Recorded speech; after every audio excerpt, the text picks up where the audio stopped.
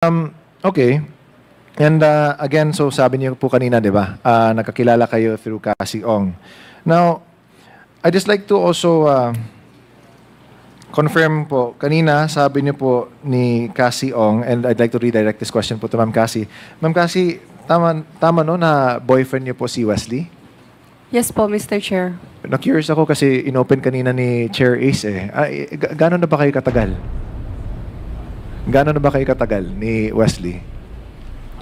Pwede bang malaman ni Miss Alice? Or Medyo matagal na rin po. medyo matagal na? Opo.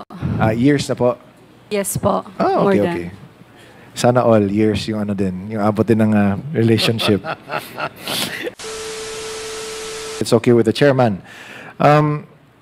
Can we go to the next slide po? Now, regarding your inquiries, yung sa Senate hearing niyo po, there were a lot of questions that were asked regarding your escape, regarding po how you got to Indonesia, to Jakarta, and then back to the Philippines. And I just like to ask lang po, Ms. Alice, kilala niyo po ba yung kasama niyo po dyan na naka-black? Your Honor, medyo blurred po yung picture po. Hindi ko po alam po sino yung nasa picture po. Okay. So hindi niyo po kilala yung kasama niyo mismo yung sa pagdating niyo po sa Indonesia? Your Honor, hindi ko po kasing kita po yung face po. Okay. So, pero kasabay mo niyo, ma'am. So, okay, let me just jog na lang po yung memory. Sa picture na ito, kayong dalawa po niyan ni Duan Ren Wu. Tama po ba? Your Honor, hindi ko talaga makita po yung face. Okay. Kasi... Mr. Chair. Mr. Chair. Yes, Congressman Acop, with the indulgence of Congressman Almario.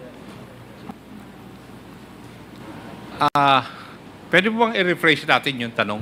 Sino po yung mga taong sumalubong sa iyo nung pumasok ka sa Indonesia? Mr. Chair, pumasok po kami na Indonesia. Ang sumalubong po sa amin si Cassie po.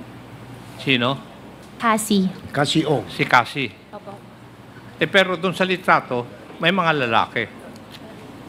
Your Puro babae Honor, ba yun? Your Honor, hindi ko po alam doon sa... Hindi ko po kilala yung nasa picture. Blurred po yung picture. So, ibig mo sabihin, nag-iisa si Cassie na sumalubong sa inyo. Walang lalaking kasama. To be exact, hindi naman po siya sumalubong po sa amin sa airport. Sinong sumalubong sa iyo?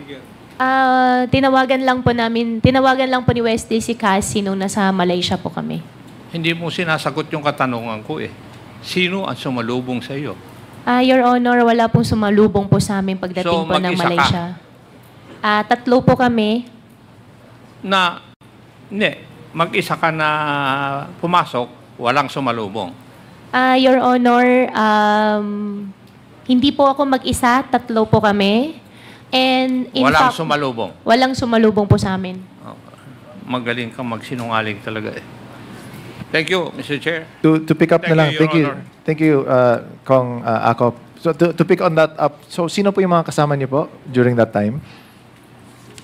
Your Honor, regarding naman po dyan sa issue, I think I have immigration pending case po. I refused po to answer po. Okay, let me redirect na lang po this question to Ms. Cassie. Ms. Cassie, totoo po ba na, or Mr. Chair, totoo po ba na kayo po yung sumalubong po kay Ms. Alice sa Indonesia? Regarding po dyan sa question, Mr. Chair, I invoke my right against self-incrimination. Meron na po kasing harboring a fugitive po Okay. na case.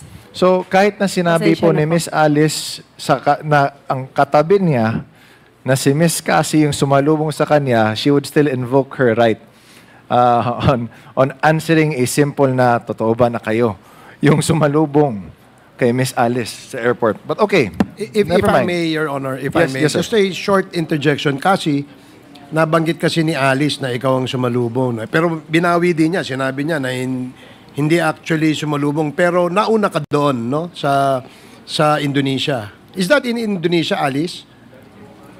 Yung dumadating kayo sa airport, sa Indonesia ba yun? Actually, yung nasa photo po, hindi ko po alam saan po yan.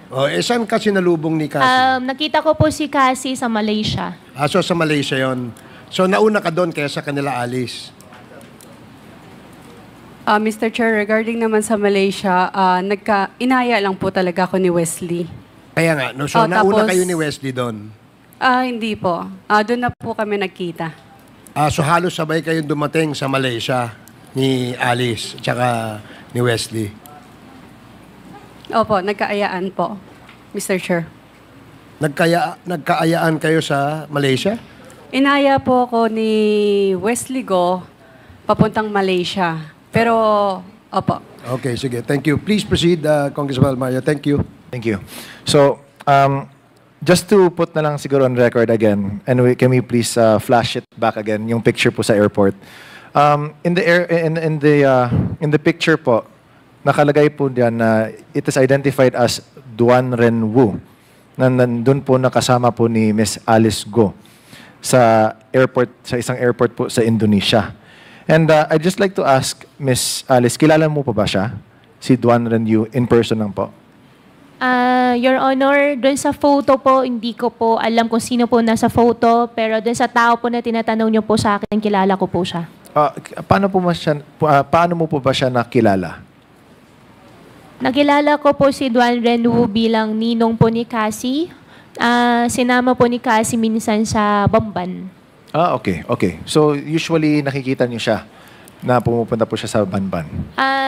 Nakilala ko po siya dahil pinakilala po ni Cassie na ninong po niya at nakasama po ni Cassie sa Bamban sa amin. Okay.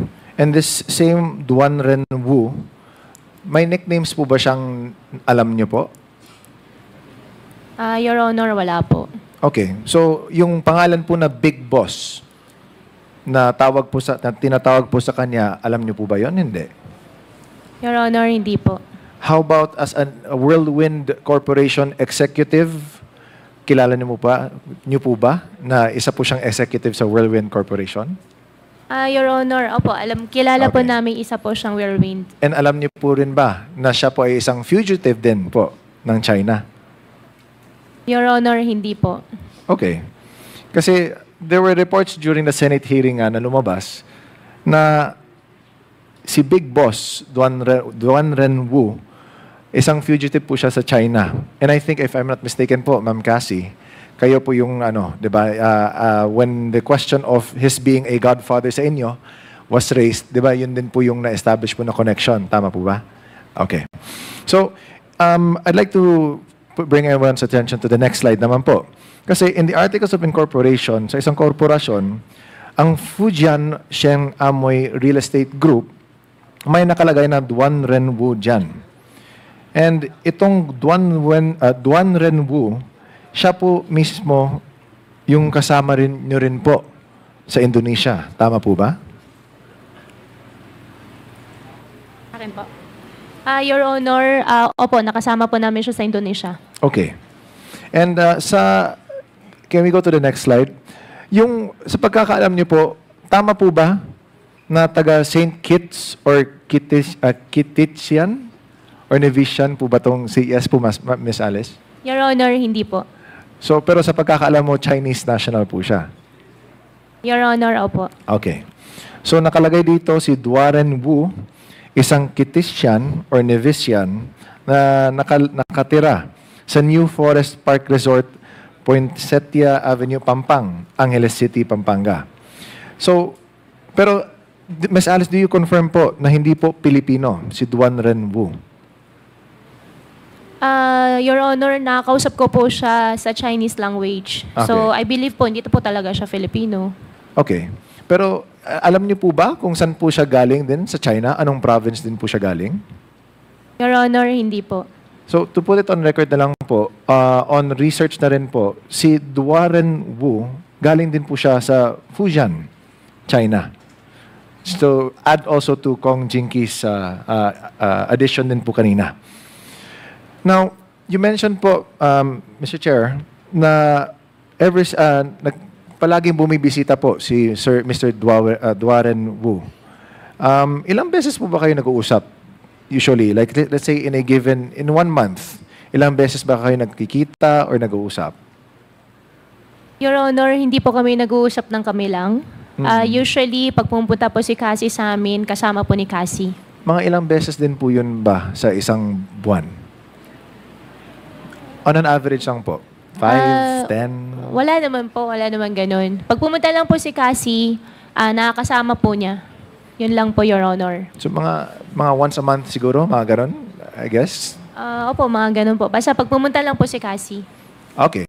So, every time na pumupunta si Cassie, kasama po niya si Duaren Wu, and doon po kayo nagkakausap din po? Your Honor, not all the time po. Okay. Pero kung nagkakausap kayo, ano pa ba yung mga pinag-uusapan ninyo ni Mr. Duaren Wu? Your Honor, na-mention po niya sa akin before na gusto po niya mag-invest po ng solar sa Bamban. Solar? Opo. Okay. And kung solar yung pinag-usapan ninyo, paano nangyari po na siya rin po yung nakasama ninyo sa Indonesia? Your Honor, hindi ko po expect na makakasama po namin siya sa Indonesia. Ine-expect lang namin doon si Cassie. Okay. And di ba sabi niyo po, 3 po kayong pumunta? Tama po ba yun?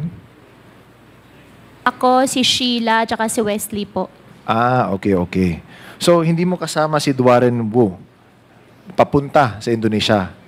Hindi po. So, doon kayo nagkasalubong mismo?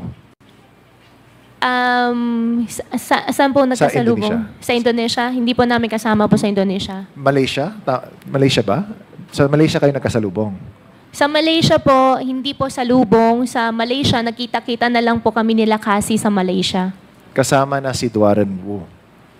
Opo, kasama po ni Cassie si Duaren Wu. Okay. Thank you for the clarification po. Okay.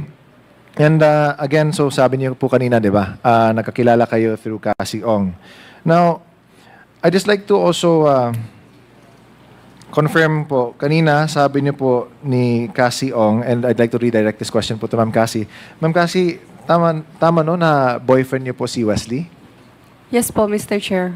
Na-curious ako kasi inopen kanina ni Chair Ace gano'n na ba kayo katagal? Gano'n na ba kayo katagal ni Wesley? Pwede bang malaman ni Miss Alice? Or Medyo matagal na rin po. medyo matagal na? Opo.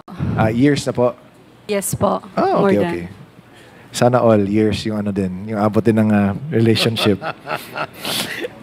Pero, okay. I just wanted to reconfirm lang, kasi nga, of course, to establish lang din the closeness, no, nila Ma'am Cassie, nila Wesley, tsaka ni Ma'am Alice din.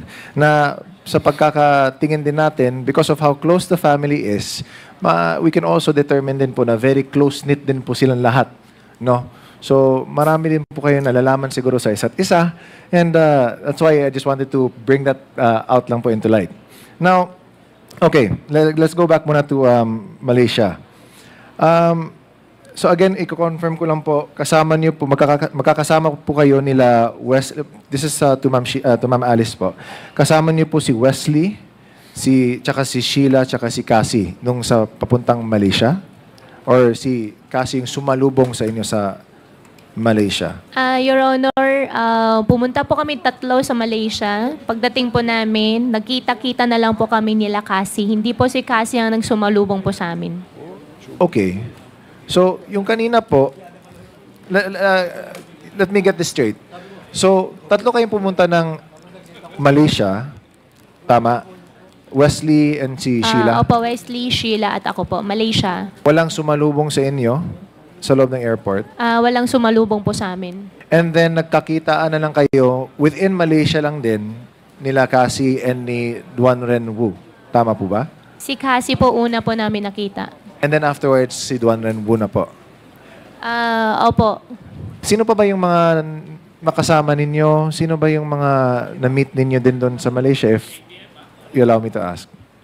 Regarding po dun sa Malaysia issue po, since may file na po sa akin na immigration po, I invoke my right to disclose na rin po ng mga informations po. Okay. Pero tama po ba na after this one, sumabay kayo, lumabas ng barko at pumasok ng Malaysia? For that question po, I invoke my right against self-incrimination po. May file na po kasi sa akin sa immigration po for that. Okay. Can we show muna po the passport stamps on the screen? Kasi dito po sa screen natin,